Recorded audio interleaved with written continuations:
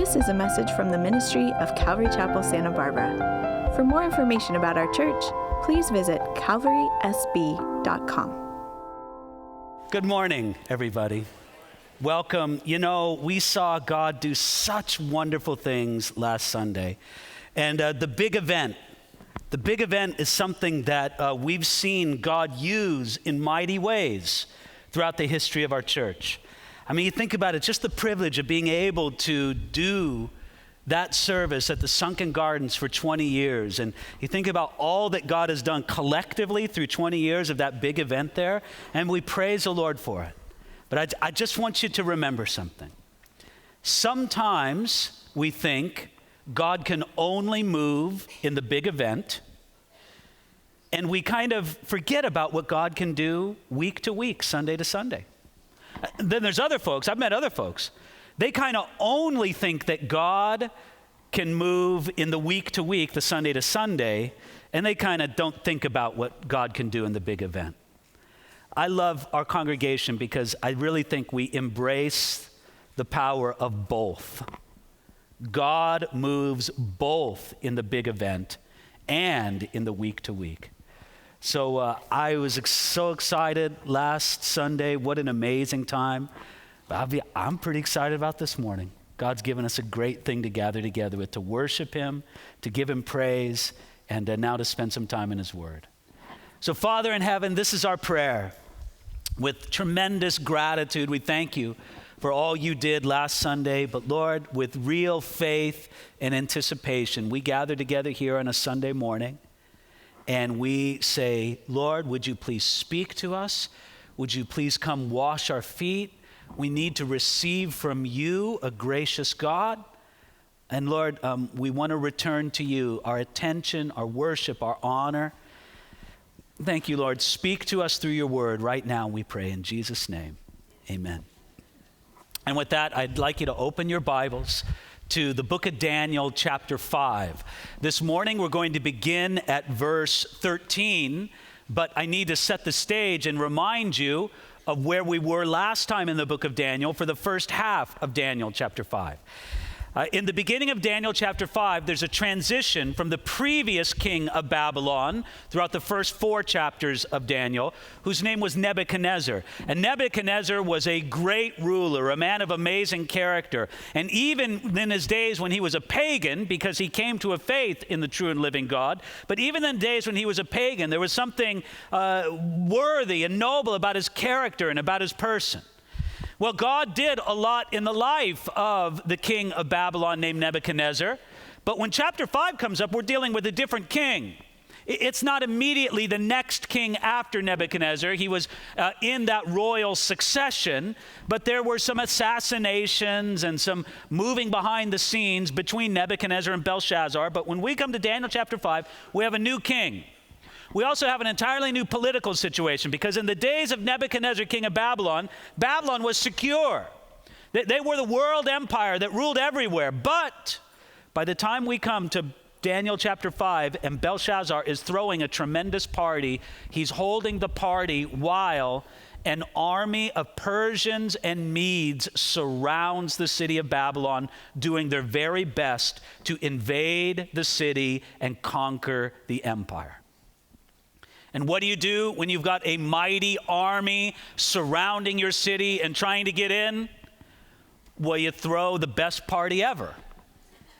Well, at least that's what Belshazzar did. I don't advise that personally, but that's what Belshazzar did.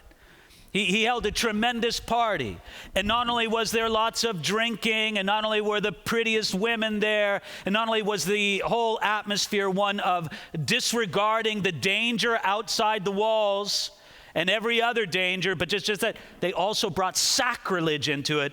They also used the vessels of the temple that they seized in Jerusalem and used them as part of their debauched party.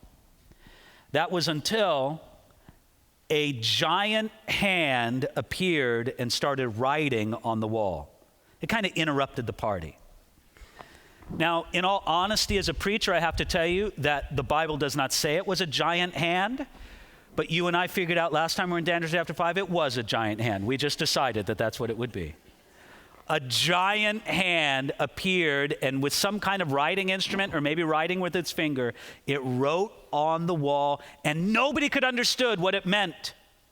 But they knew this: it wasn't good. Belshazzar the king, he went to pieces. He started shaking, started trembling, and he said, I'll give the third place in the kingdom. I'll give all kind of riches and honor to anybody who can tell me what this means. And nobody could tell him what it meant. Until finally, he had a visit from the queen mother, who walked in and said, you need Daniel. You need to speak to Daniel. This is a man who knows what's going on. So they threw up the bat signal. They got Daniel to come in. And that's where we come to verse 13. Then Daniel was brought in before the king. The king spoke and said to Daniel, are you that Daniel, who is one of the captives from Judah, whom my father the king brought from Judah? I've heard of you, that the Spirit of God is in you, and that light and understanding and excellent wisdom are found in you. Now the wise men, the astrologers, have been brought in before me, that they should read this writing and make known to me its interpretation. But they could not give me the interpretation of the thing. Finally, they brought in Daniel. And friends, you know how it works. I don't say this to condemn anybody. I'm just trying to be real about human nature. And when I say being real about human nature, I mean your nature and my nature. This is human nature. That when everything seems great, when the party's going full tilt, when everything is just full of wine, women, and song, when God is mocked, when God is ignored, then who cares about Daniel? But when the writing goes on the wall, when the giant hand interrupts the party and says, hello, listen to me, then instantly you want to know something from the messenger of God. Now that's human nature. It just is. Again, I don't say it to condemn it, but just to be real about it. We tend to ignore God's message. We tend to ignore God's messenger until there's an interruption in the party. Then suddenly God has our attention. Now, I just say that to encourage you along these lines. It actually doesn't have to be that way. You can give God your attention right here, right now. You don't have to wait until something terrifying happens before you call in Daniel, before you listen to God's message and God's word. But he brought him in, and what does he say? Verse 14, I've heard of you. I heard about you, Daniel. I don't really know you. I'm pretty far distant removed, but I did hear about you. And then he says of Daniel, verse 14, that the Spirit of God is in you, and that light and understanding and excellent wisdom are found in you, which are wonderful things to say about Daniel. But what I find fascinating about it is that he's quoting exactly what the queen mother said about Daniel just a couple verses before. It's like he doesn't know those things personally about Daniel, but he's heard about him, which is better than nothing, but it just shows this distance between Belshazzar and Daniel. And then he says, verse 16, and I've heard of you, that you can give interpretations and explain enigmas. Now, if you can read the writing and make known to me its interpretation, you shall be clothed with purple and have a chain of gold around your neck and shall be third ruler in the kingdom. I just find it revealing that in verse 16, he says for a second time, and I've heard of you. He's repeating himself. Look, sometimes I can read a little bit too much into the scriptures, and maybe I sense Belshazzar's nervous. You know how when you're nervous, you can repeat yourself and kind of say the same thing? Yeah, I heard about you. I heard, Daniel, did I tell you I heard about you? He's nervous. He's not all there. He's trying to act cool and calm and collected and composed, but something's not right with Belshazzar. And then he makes Daniel the offer. Verse 16, if you can read the writing and make known to me its interpretation, you shall be clothed in purple. He wants to seem like he's the man in charge. I've got favors to give you. Daniel, I know it might seem like I'm a little freaked out here, but really I'm in charge. I've called you in. I've got the favors. Can you help me out? I'll hire you as a consultant. Look at Daniel's response in verse 17. He calmly says to Belshazzar, I need nothing from you. Look at there, verse 17. Then Daniel answered and said before the king, let your gifts be for yourself and give your rewards to another. Yet I'll read the writing to the king and make known to him the interpretation. I love how Daniel says, let your gifts be to yourself and your reward for another. There's something very powerful in the character of Daniel right here, that as a man who truly trusted God, Daniel needed nothing from King Belshazzar. Nothing. King, you say you got money to give me? Who cares? My God owns the cattle on 1,000 hills. You say you got prestige, you want to put a gold chain around my neck? I don't care. I don't need your prestige. You want to make me third ruler of the kingdom? God gives me all the authority I need. There's just something so powerful about a man who has so much faith in God that he just doesn't care about the rewards of this world. Belshazzar was such an unserious, profane man, partying while his enemy army surrounds his city, that Daniel just doesn't hesitate. I don't need anything from you, but I'm happy to help. Verse 17, I will read the writing to the king.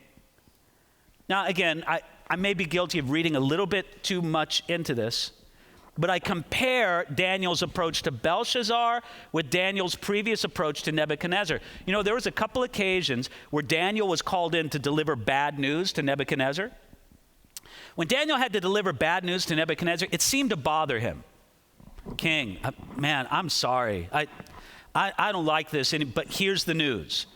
I don't sense the same sorrow in Daniel here with Belshazzar. It's like, bad news, here it is. Not that Daniel's rejoicing in it, but he just doesn't have the same respect for Belshazzar that he had for Nebuchadnezzar, and deservedly so. So he's going to say why he doesn't respect him as much now in verses 18 through 21. Ready? Verse 18. O king, the Most High God gave Nebuchadnezzar your father a kingdom and majesty, glory and honor. And because of the majesty that he gave him, all peoples, nations, and languages trembled and feared before him. Whomever he wished, he executed. Whomever he wished, he kept alive. Whomever he wished, he set up. And whomever he wished, he put down. But when his heart was lifted up and his spirit was hardened in pride, he was deposed from his kingly throne, and they took his glory from him. Then he was driven from the sons of men. His heart was made like the beasts, and his dwelling was with the wild donkeys. They fed him with grass like oxen, and his body was wet with the dew of heaven, till he knew that the Most High God rules in the kingdom of men and appoints over it whomever he chooses. Belshazzar, you may fancy yourself a king, but you're nothing like your predecessor, King Nebuchadnezzar. There was a man. God gave him a kingdom. God gave him an empire. But when his heart, verse 20, was lifted up, when his spirit was hardened in pride, God knew how to bring him low. And what was the lesson, verse 21? Till he knew that the Most High God rules in the kingdom of men and appoints over it whomever he chooses. This was God's message to Belshazzar. And here's just kind of the basic point of it. The point is really exposed in verses 22 and 23. That God gave Belshazzar a lesson to learn from. You should have learned by looking at the life of Nebuchadnezzar. You should have learned that God knows how to bring a high man low. You should have learned all of that, Belshazzar. But verse 22 and 23 is going to tell us how he did not. Notice it, verse 22. But you, his son, Belshazzar, have not humbled your heart, although you knew all this. And you've lifted yourself up against the Lord of heaven. They've brought the vessels of his house before you and your lords, your wives, and your concubines have drunk wine from them. And you praise the gods of silver and gold, bronze and iron, wood and stone, which do not see or hear or know. And the God who holds your breath in his hand and owns all your ways, you have not glorified.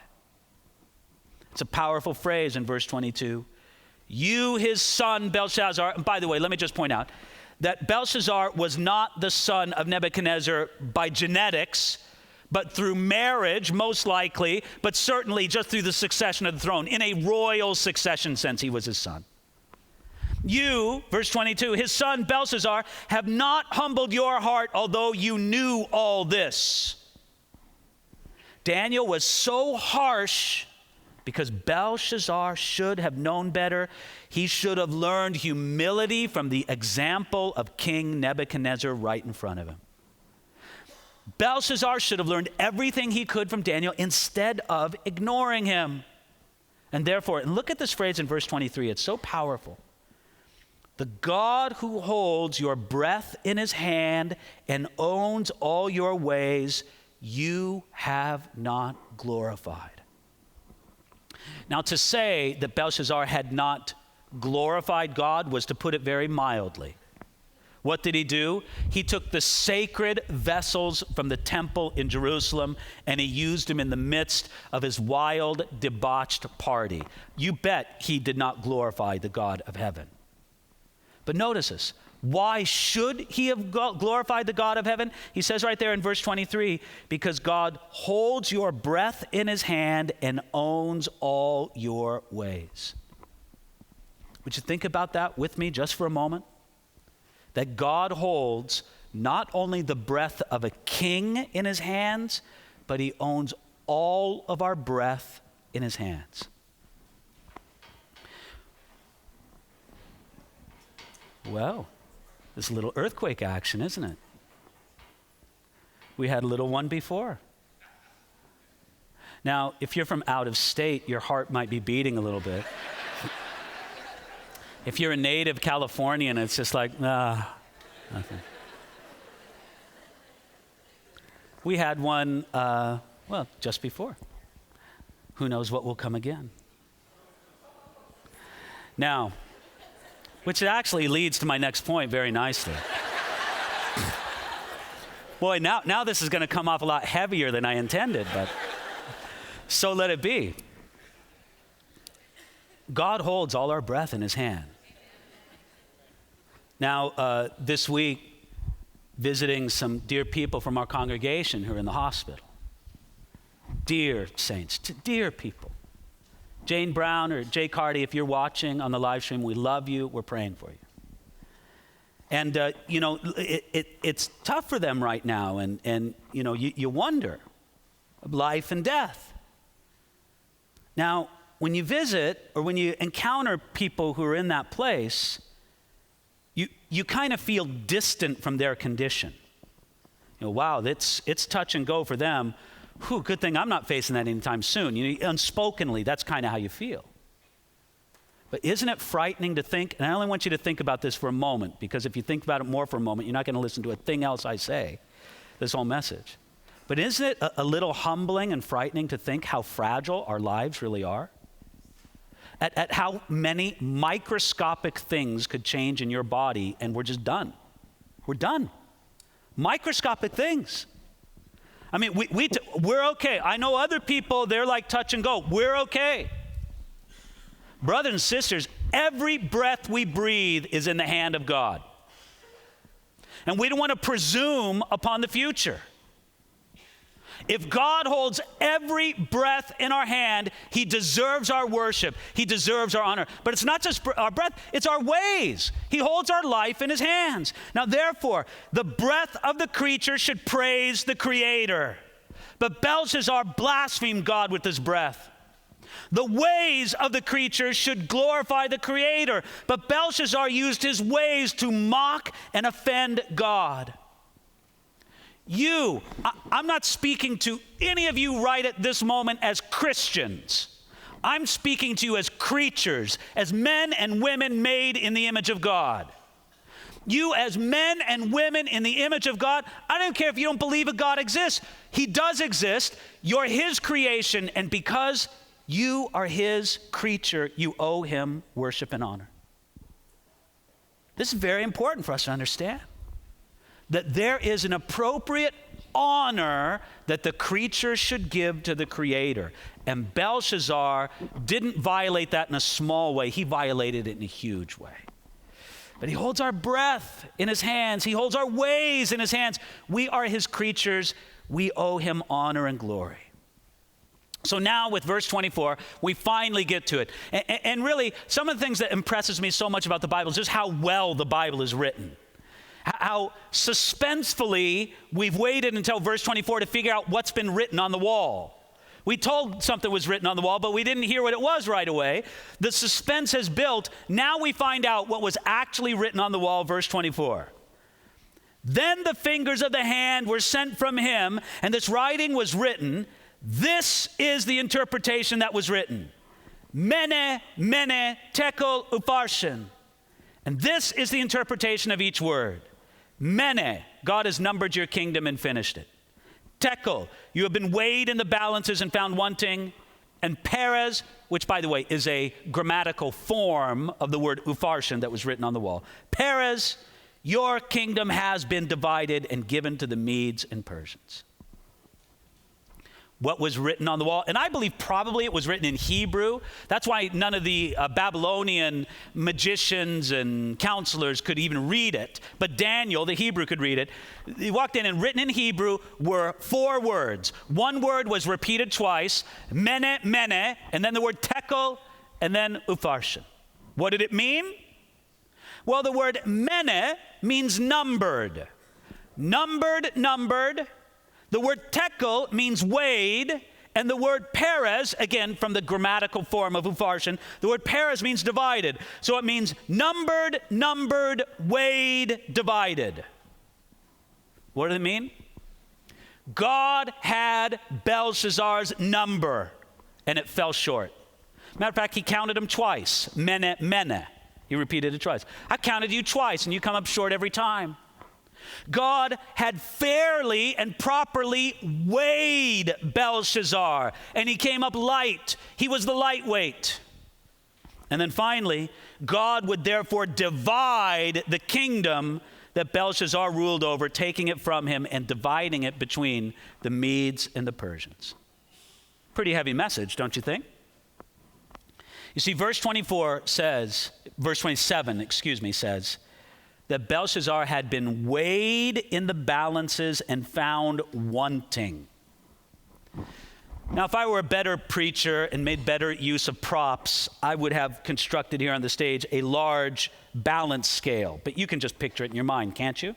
You know what a balance scale looks like. You know, there's a tray on one end and there's a tray on the other, and it goes up and down. It balances things, and it's a weight by balance. You know, you can tell if you have 5 ounces of gold from the balance weight because you put a 5-ounce weight on one side and then the gold until it measures out and it's evened out. You know what that kind of scale looks like. So here it is. Belshazzar, we put in God's honor and glory on one side of the scale. And God's honor and glory, that's pretty heavy. There it goes. We put in your life, your rule, your heart before God on the other side. And what it is, it's light. The scales are like this. You've been weighed and found wanting. Now, let me tell you something about the way God measures, the way God weighs. When God weighs, he does it fairly, he does it properly, and he does it accurately. Fairly, properly, and accurately. Nobody should think that when God weighs, he's got his thumb on the scale, working it against man. God weighs fairly, he weighs properly, he does a proper procedure when he weighs, and he weighs accurately. God's measurement, the way God weighs things out, it's right, it's true. And when he weighed Belshazzar, he said, you're a lightweight. Now, I could kind of tie it up here real nice and neat and see Belshazzar was lacking before God, but wouldn't it be irresponsible of me to not point out that God has not stopped weighing kingdoms? God has not stopped weighing kings or rulers, and God weighs individuals. He weighs us. He measures us. If you listen to very much of my preaching or teaching, you know I can't get very many sermons through without quoting from Charles Spurgeon sometime or another. I like Spurgeon. I read a lot of him. He was a great preacher of Victorian England. And in preparing for this teaching this morning, I read a sermon that Charles Spurgeon preached in England in the year 1859. 1859, remember, before the Civil War in America. 1859, this is what Charles Spurgeon said in a sermon on this very text. He says, quote, "There is no God in heaven if the iniquity of slavery go unpunished. There is no God existing in heaven above if the cry of the Negro does not bring down a red hail of blood upon the nation that still holds the black man in slavery." Almost 2 full years before the start of the Civil War, Charles Spurgeon said that in a sermon preaching from England. And it turned out to be exactly true. Because in the Civil War that followed, anywhere from 750,000 to 1 million people died when you add up soldiers, slaves, and civilians. Collectively, it's anywhere between 750,000 and 1 million people dead. An ocean of blood. Because when God sees a horrific injustice, such as slavery in America as it was practiced, ladies and gentlemen, God says, I'm going to judge that. I'm going to weigh this, and I'm going to bring judgment. And he did. Now look, it's kind of easy for us to look at it from a distance. Belshazzar Great, institution of slavery, the Civil War, okay, we get it. But it comes down to us today too, doesn't it? How might God measure us today as a nation and as individuals? It's a tough question, isn't it? I think about it in terms of us as a nation. There's a lot of different things somebody could talk about. You could talk about injustice. You can talk about racism. You can talk about economic systems. One place I think of it has to do with the way that we treat the unborn in our own nation. Now look, I know this is a difficult subject. And I know one of the reasons it's difficult is because the last thing we want to do is heap guilt and condemnation upon those who have practiced abortion. Either as a woman or as a man in a relationship, you in some way, you've been party to an abortion. And the last thing we want to do in the world is heap condemnation. Listen, the love of Jesus Christ is there for you. The healing and the forgiveness and the restoration of Jesus is there for you. You are not excluded from the kingdom of God, but Jesus looks at you and says, I will forgive, I will restore. Come to me with your pain. We understand that. And we also understand that in our nation, this is a big political issue. A lot of people have different opinions on all different sides. I'll tell you one way that I think of the issue. I am astounded in our nation at how radical our abortion laws are. What do I mean by that? In that in the United States of America, any person at any point in the pregnancy for any reason can have an abortion. That's the law in our nation. And do you understand that is far more radical, for example, than most every country in Europe? That in some ways, the United States is one of the few nations that has the most extreme abortion laws ever. That in many European countries, there's restrictions having to do with the stage of the pregnancy or for the reasons. Not in America. The United States of America, any pregnancy at any point in the pregnancy for any reason whatsoever. God looks on that. He weighs. And I'll be honest with you, sometimes we as preachers, we think we know too much about the weighing of God. And I can't tell you sometimes exactly how God weighs it and with what measure, but I'll tell you, God weighs, and his ways are true. His ways are perfect. Now, it would be easy too if I just left it out with some kind of national issue. Some political hot button. But let me speak very directly to you, and I'm speaking to myself as well.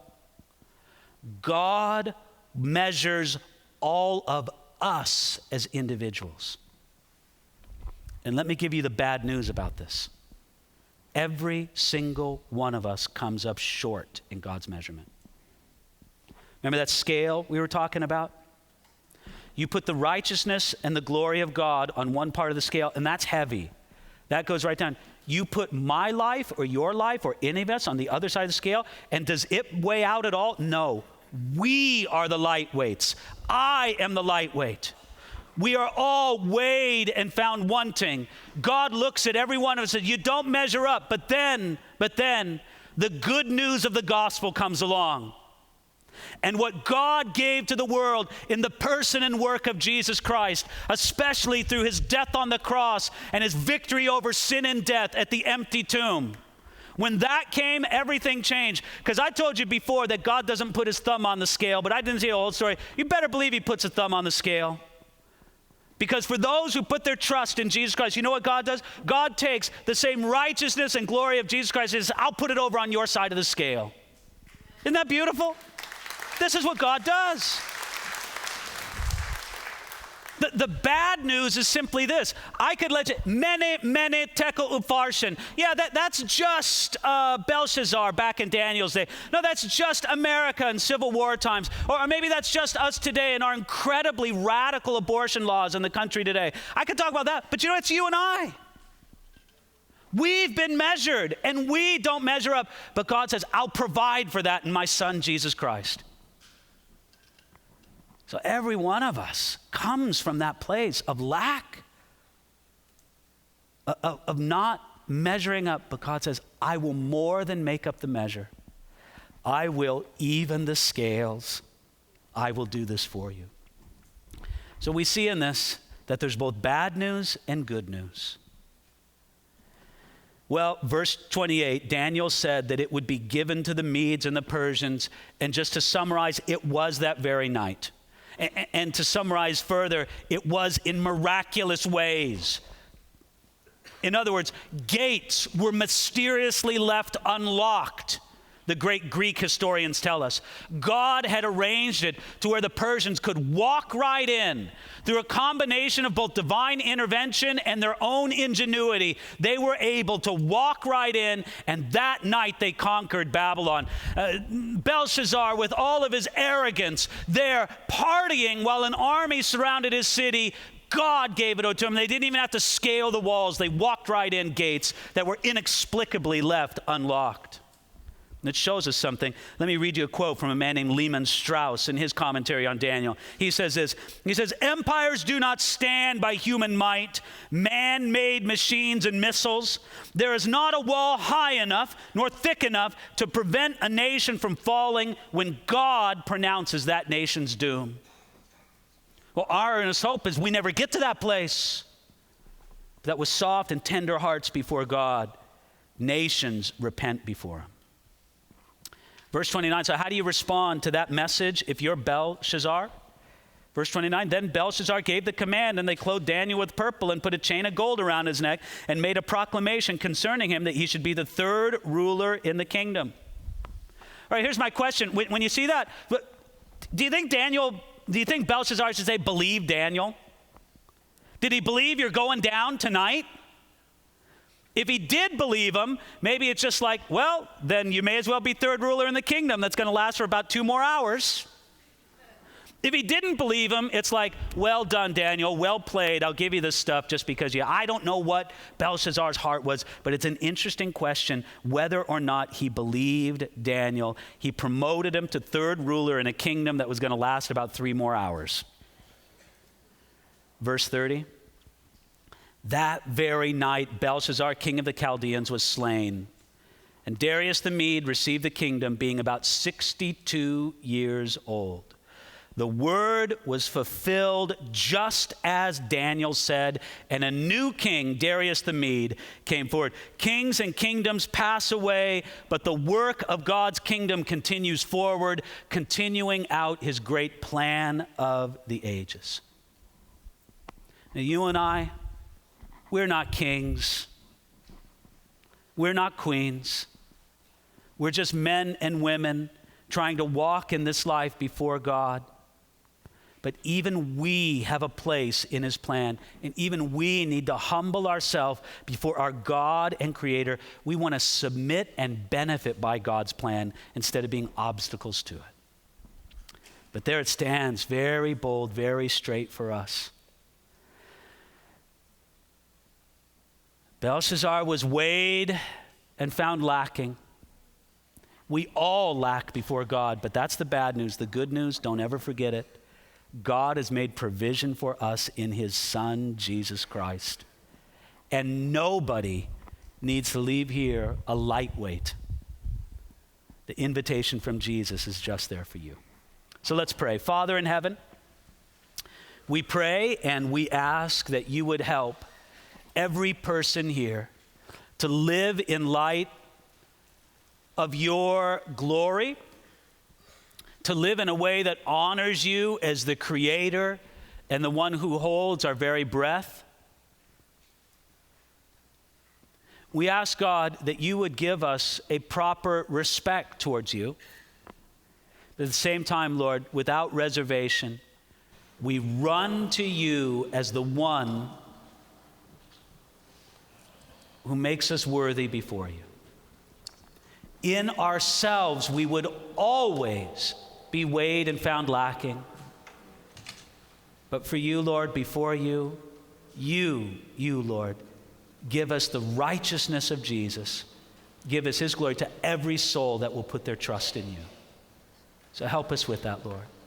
And pour out the greatness of your Spirit upon us. We pray this in Jesus' name. Amen. This is a message from the ministry of Calvary Chapel, Santa Barbara. For more information about our church, please visit calvarysb.com.